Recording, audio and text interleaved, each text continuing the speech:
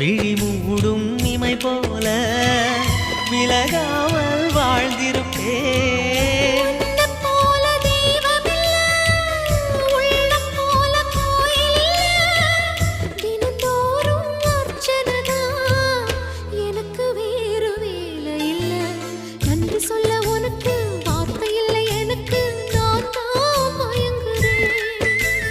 என்னுடைய மனச தந்துவிட்ட பிறகும் ஏம்மா கலங்குற?